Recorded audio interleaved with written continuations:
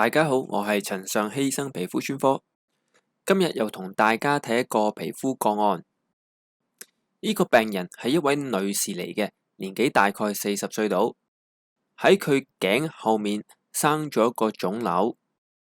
呢個腫瘤都長咗一段時間嘅啦，因為佢唔痛又唔痕，所以病人都唔懷疑佢嘅存在。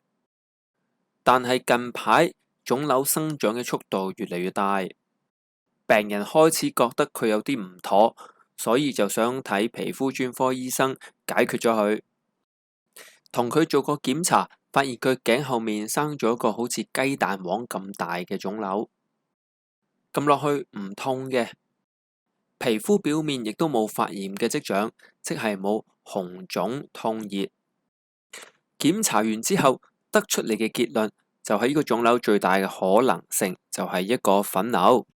粉瘤係良性嘅，如果佢冇構成唔舒服，或者佢嘅大細係唔大嘅話，其實係可以唔需要理會佢哋嘅。但係如果佢哋嘅生長速度越嚟越快，或者佢哋嘅大細本身大過5mm，就要留意啦。因為比較大嘅粉瘤係好容易穿破而造成急性嘅發炎。發炎亦都會導致到膿瘡嘅形成。如果粉瘤真係發炎搞到生膿瘡呢，咁做手術係比較麻煩嘅。首先我哋就要用切口引流術將入面嘅膿液排清，而粒粉瘤喺個膿瘡入面亦都唔係咁易清除得乾淨，增加粉瘤復發嘅可能性。同埋之後術後洗傷口嘅時間都需要比較長嘅。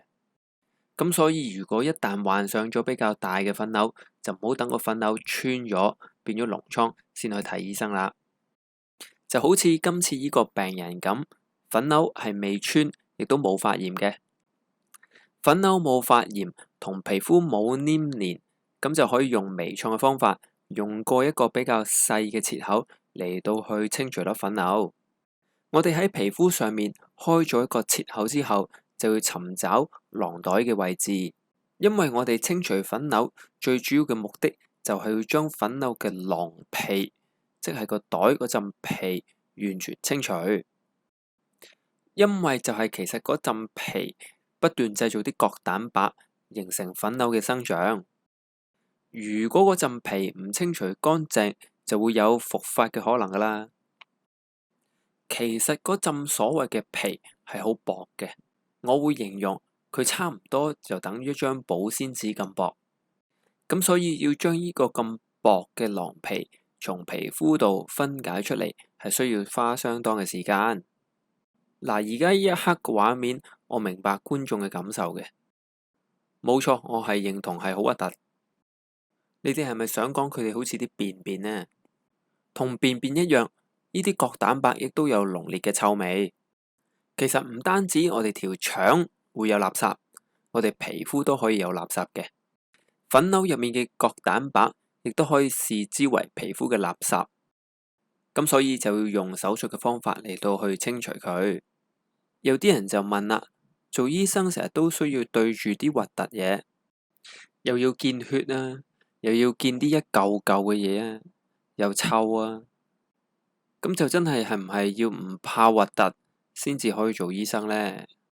其實答案就唔係嘅，因為其實我相信每一個人都怕核突，因為怕核突，我相信係人嘅天性嚟嘅。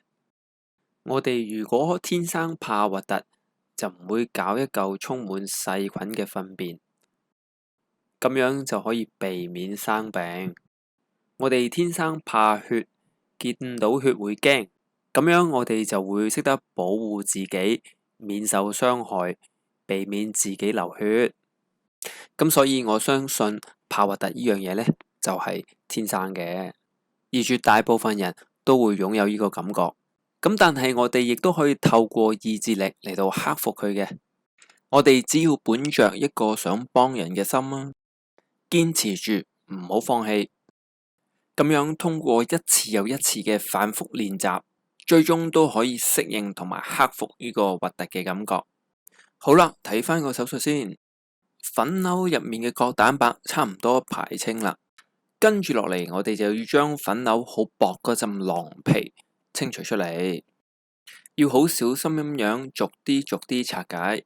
好多病人都擔心手術期間究竟會唔會好痛啊？答案就係其實唔痛嘅。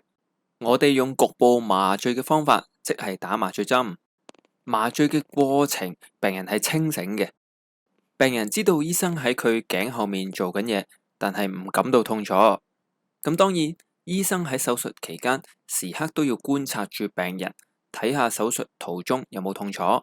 如果手術途中萬一有痛楚，醫生都可以添加麻醉藥嘅。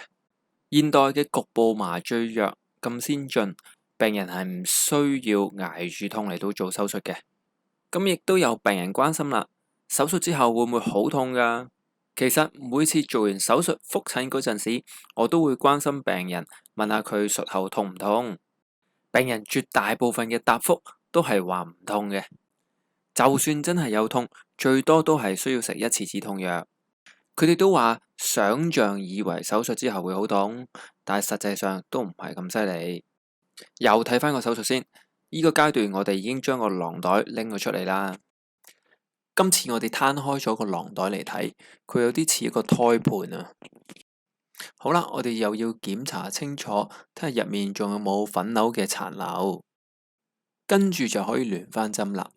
好啦，時間又差唔多啦，嚟同大家做一個總結。今日我哋睇咗點樣用一個微創嘅方法嚟同病人清除咗頸部嘅粉瘤。唔知道大家覺得今集內容係有趣啊，定係覺得好核突呢？同樣一件事情都有好多唔同嘅睇法㗎，冇話啱定錯嘅。好啦，如果大家覺得今集內容幫到你嘅，就記住點擊以下訂閱，撳埋個啷啷。如果有最新影片，就會通知你㗎啦。好啦，今次講住咁多先，下次再見，拜拜。